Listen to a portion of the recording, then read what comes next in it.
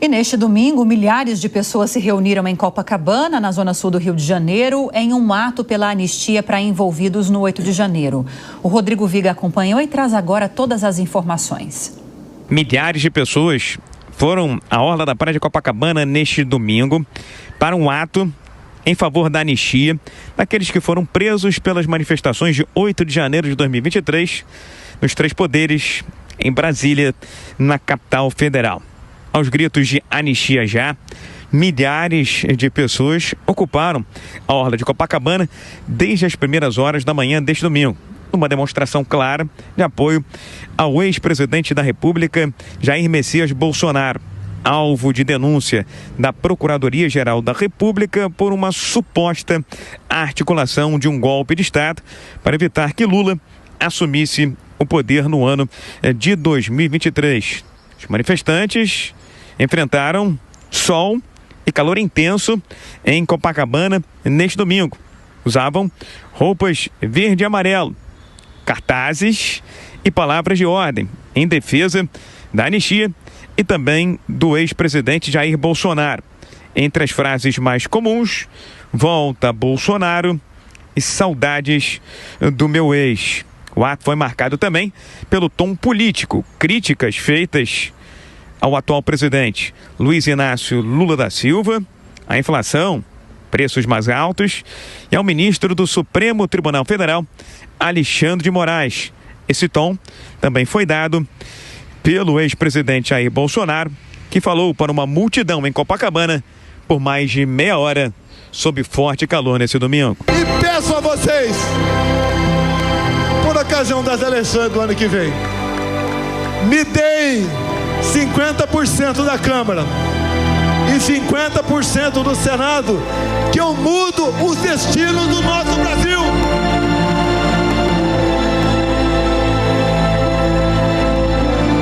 Tenho certeza, e deixo claro aqui, esse 50% aqui, Mauro Mendes e Tarcísio, não é PL não, tem gente boa em todos os partidos. Eu, inclusive, há poucos dias tinha um velho problema e resolvi com o Kassab em São Paulo. Ele está ao nosso lado com a sua bancada para aprovar a anistia em Brasília. Todos os partidos estão vindo. A anistia aos condenados pelos atos golpistas de 8 de janeiro em Brasília já está em tramitação no Congresso Nacional. O ex-presidente Jair Bolsonaro reforçou neste domingo que o projeto já conta com votos suficientes na Câmara dos Deputados para ser aprovado.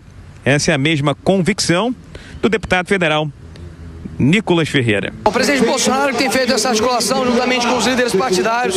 Hoje, se o Hugo Mota pautar a anistia na Câmara, vai passar. Nós temos os votos para isso. No Senado, não sei como está o trâmite, mas eu não tenho dúvidas que passando na Câmara, a pressão no Senado é ainda maior.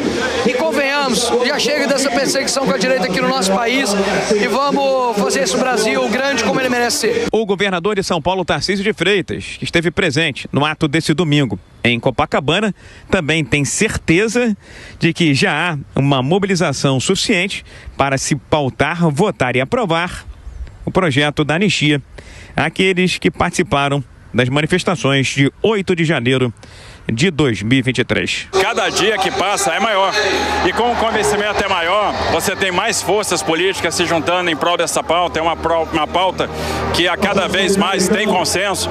Eu diria que em breve a gente vai ter condição de levar isso a plenário, e nós vamos fazer toda a força que puder, né, daquilo que está ao nosso alcance, para acelerar esse processo. Coube neste domingo ao pastor Silas Malafaia, aliado do ex-presidente Jair Bolsonaro, a defesa mais enfática e os ataques mais duros, especialmente ao ministro do Supremo Tribunal Federal, Alexandre de Moraes. Alexandre de Moraes declarou que ele é vítima, que havia um complô para matá-lo. Ele não pode presidir esse inquérito porque ele é vítima. Um outro ato como esse aqui, em prol da anistia, vai acontecer em São Paulo no dia 6 de abril. E pessoas ligadas ao ex-presidente Jair Bolsonaro estão programando uma terceira manifestação desse tipo, provavelmente em Aracaju, capital do estado de Sergipe. Do Rio, Rodrigo Viga. Vamos então às análises. Cristiano Beraldo chegando nesta manhã de segunda-feira. Beraldo, bem-vindo, boa semana, ótimo dia a você. Vamos então analisar essa manifestação, um evento cheio de recados políticos significativos para a direita brasileira. Bolsonaro não pela primeira vez reforçando que segue no páreo nessa disputa à presidência da República em 2026, apesar da inelegibilidade confirmada 2 vezes pelo TSE. Muitas críticas ao governo brasileiro, críticas ao ministro Alexandre de Moraes, que é relator do processo do inquérito no STF, que apura tentativa de golpe em que Bolsonaro é um dos 34 denunciados. O que você achou desse evento? Ele seguiu o roteiro já esperado? Alguma coisa te surpreendeu? Bom dia, Lívia, Nonato, bom dia, Deise, bom dia, nossa audiência. Lívia, foi uma mistura ali de emoções, não é?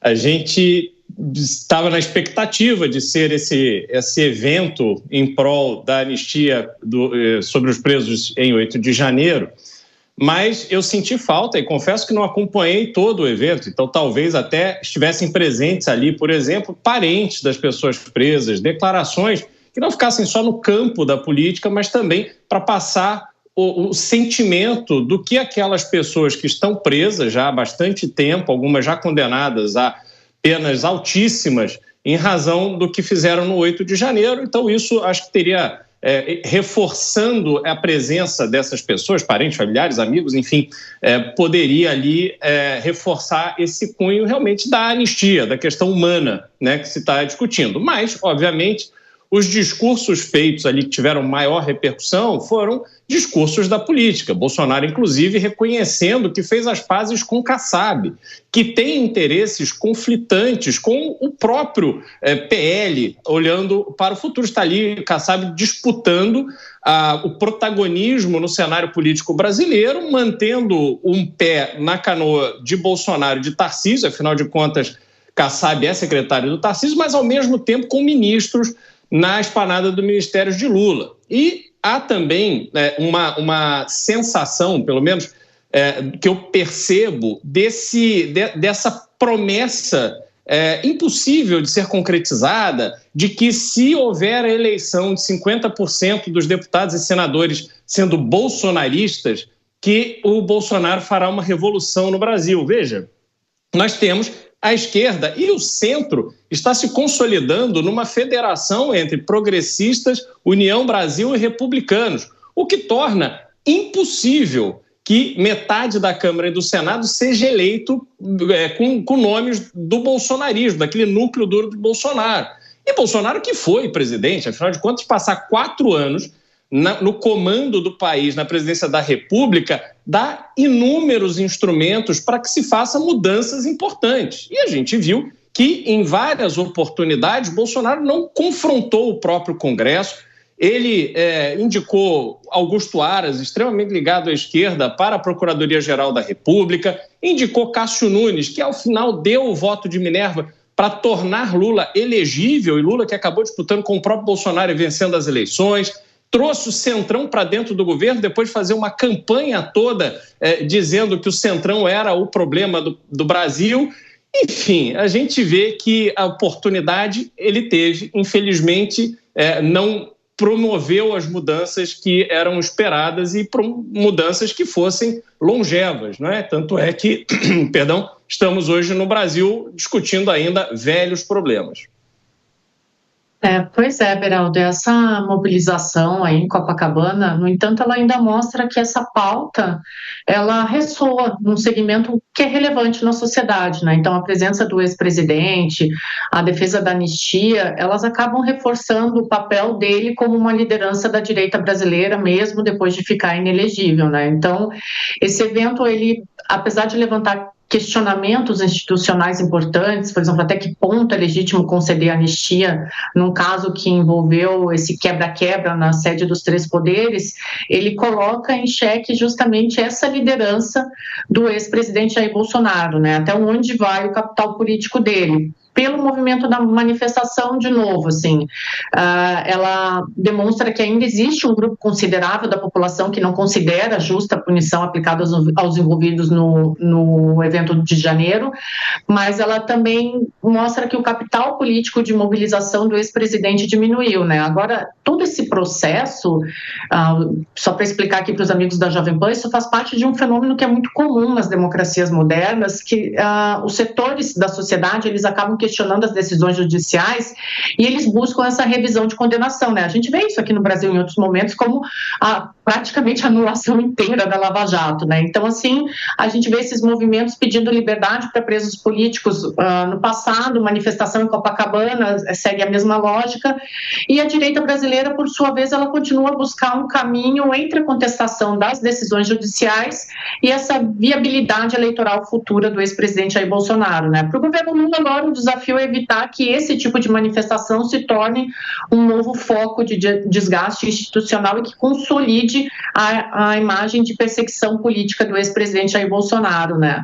Mexe um pouquinho aí no tabuleiro xadrez, mas vai depender de como que o ex-presidente vai consolidar ou não o capital político dele.